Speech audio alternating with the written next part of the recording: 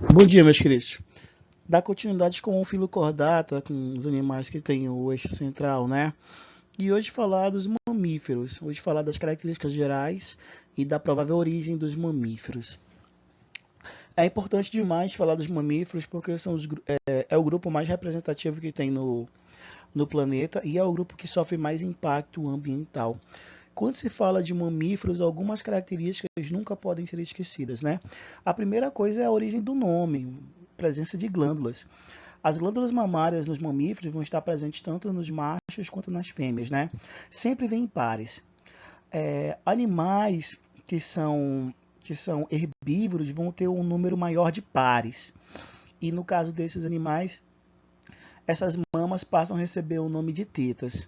Mas ainda há a presença de glândulas diferenciadas que não vão ter nenhum tipo de acúmulo de leite. Mamíferos também vão ter pelos e os pelos vão ter várias funções.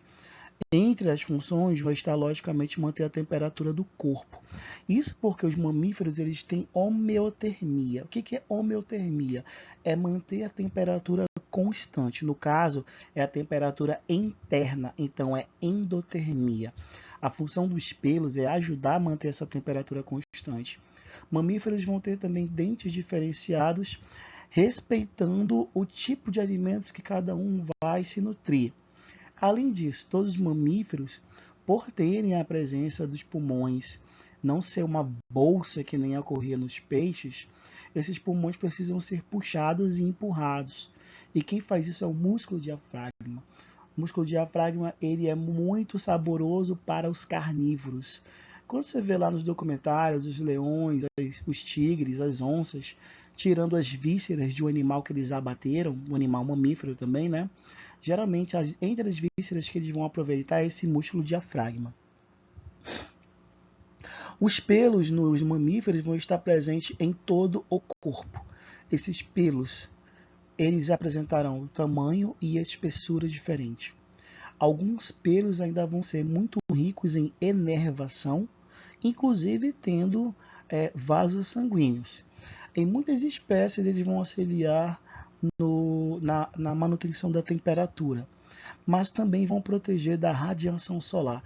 Ainda os pelos que vão diminuir os atritos no corpo, é o caso dos pelos das axilas.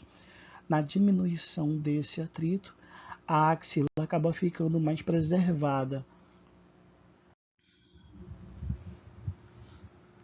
Pelos no corpo dos mamíferos, eles têm por constituição química a queratina. A queratina é uma extensão de pele que foi ficando ressecada. A queratina ela também vai estar presente no cabelo. No caso dos animais diferentes dos seres humanos, esse pelo que é rico em queratina, ele vai ter uma grande quantidade de sebo, de gordura, que é para manter essa queratina íntegra.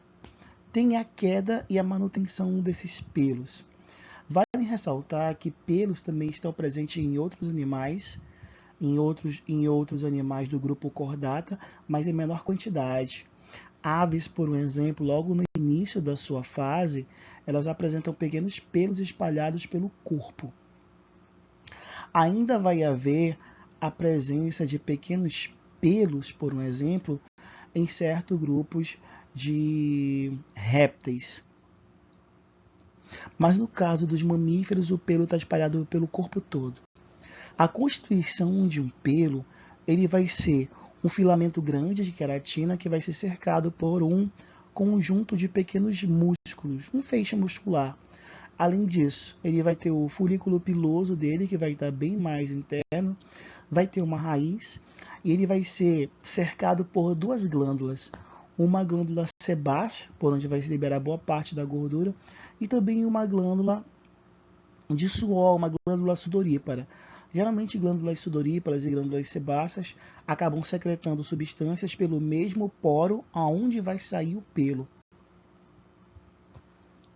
Nessa imagem, você pode ver, por um exemplo, que a glândula sebácea, que é esse conjunto aí amarelado, ela vai estar jogando o seu produto diretamente no pelo e esse pelo vai ficar rico nessa gordura. Se você pega no seu cãozinho, por um exemplo, você vai perceber que ele tem o pelo com gordura. não é sinal de que ele é porco, de que ele está sujo. É sinal de que ele está bem protegido. Cães têm isso daí, essa secreção, em mais quantidade do que os demais. O curioso é que no caso dos cães, esses pelos não funcionam para o controle para a perda de calor, né?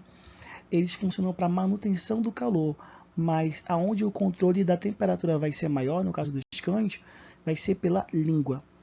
Ao redor de todo o pelo, vai ter um pequeno feixe de músculo que vai promover a contração desse pelo, levando ao arrepio. Muitas coisas podem fazer com que haja essa contração. Pode ser um susto, pode ser ansiedade, pode ser excitação. E esse arrepio, ele pode variar no corpo todo. Pode ser apenas uma parte do corpo, pode ser todo o seu braço, pode ser a sua face, por exemplo, quando você sente um vento muito frio, ou ainda pode ser bem no centro da nossa coluna, né? Levando ao arrepio do corpo todo. O arrepio é uma reação natural do nosso corpo, só que algumas pessoas sentem com mais facilidade, pois devem ser um pouco mais sensíveis.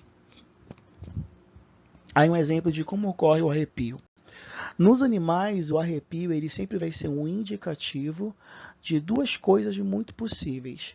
A ferocidade, o momento no qual ele vai ficar feroz para se defender ou para atacar, e também para demonstrar territorialidade. O seu gatinho ou o seu cão, por exemplo, quando vem um outro indivíduo de outro canto passando perto do território ou no território, eles vão eriçar os pelos, vão ter os pelos arrepiados. Então, essas são as situações nas quais podem ocorrer o arrepio nos animais. Ainda a respeito dos pelos, o pelo, logicamente, ele vai ter uma origem na pele, e essa origem da pele que o pelo vai apresentar, ela também pode diagnosticar certas doenças. A cor do pelo nos animais ela é característica. Se a cor desse pelo por algum motivo muda, já indica algum tipo de patogenia. Por um exemplo, no caso do ser humano, é natural que o pelo tenha uma coloração um pouco mais escura, salvo as pessoas de pele clara. Esse pelo ele vai clareando com o passar do tempo. O pelo ele é irrigado com melanina. A melanina ela tem um tempo útil de fabricação no nosso corpo. Quando esse tempo está chegando no fim, ou já passou dele, não tem mais melanina suficiente para banhar o pelo. Então ele começa a nascer esbranquiçado. Logo a gente vai entender que o pelo ele funciona também como uma espécie de reservatório de melanina. Quando a produção da melanina acaba, o pelo vai começando a ficar um pouco mais esbranquiçado. Isso também vai ocorrer para os fios de cabelo, logicamente, na cabeça. E no caso de outros animais, ele também vai demonstrar envelhecimento. Então, para todos os mamíferos, quando os pelos começam a perder a pigmentação, começa a perder a melanina, ele começa a ficar esbranquiçado. O pelo, então, começa a ficar ressecado e pode começar a cair. Agora, as glândulas mamárias. A glândula mamária no animal mamífero ela é essencial porque ela liga o filho com a mãe. E nisso o filhote já passa a memorizar o comportamento da mãe, e esse comportamento ele vai levar para a vida. Por um exemplo, é graças à glândula mamária que os filhotes vão aprender a hora de se alimentar, já que a mãe não vai deixar aquilo disponível o tempo todo. Logicamente que a fêmea ela vai deixar essa disponibilidade logo no início, a qualquer momento para a sua cria. Mas depois de algumas semanas ou depois de alguns meses, dependendo logicamente para cada espécie, a fêmea passa a definir o horário de alimentação do filhote. E essa alimentação, logicamente, fornecida pela glândula mamária. Nesse contexto, a gente vai ter um vínculo muito grande da fêmea com a prole, com os filhos, graças à glândula mamária. A glândula mamária está presente tanto no macho quanto na fêmea. No entanto, na fêmea, você vai ter a presença de tecido adiposo, que deixa a glândula mais volumosa, e você também vai ter a presença de uma maior quantidade dessas glândulas produtoras de leite. Então, na fêmea, quando chega perto do parto ou após o parto, essa glândula começa a ficar cheia de leite e para esse leite ser liberado, ele tem que ser estimulado pelo bico. Então, é quando a fêmea começa a apertar aquele bico ou o bebê, a prole, né, o filhote, começa a sugar isso daqui. Logo no início logo após o parto, esse bico pode estar com leite enrijecido, ao que se chama de pedrado, né? Então é adequado fazer o aquecimento daquilo através de compressa com água morna e a massagem. Isso é comum para todas as fêmeas de mamíferos, tá? Não apenas nas mulheres, mas também nos outros animais, como é o caso, por exemplo, de cadelas e gatas, que podem ter o bico da mama enrijecido por causa de leite que ficou mais concentrado nessa glândula daí. Em alguns casos, essas glândulas elas começam a ficar acumuladas com células de gordura, promovendo o entupimento do bico. É o caso, por um exemplo, de cadelas e gatas que são medicadas com anticoncepcional humano. Vai começar a ter o acúmulo de células, aí levando ao aparecimento de cistos. Então, nas fêmeas começa a aparecer justamente o câncer de mama, porque alguém deu anticoncepcional humano para esses animais. Infelizmente, é muito comum. Para outros grupos de mamíferos, essas glândulas aí elas vão estar pareadas de 2 a 6, podendo até mesmo haver o caso de 8 glândulas espalhadas no corpo.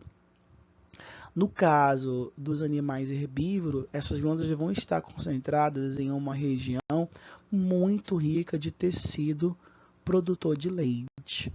E esse tecido vai liberar leite em muita oferta por todas as pequenas glândulas chamadas de tetas.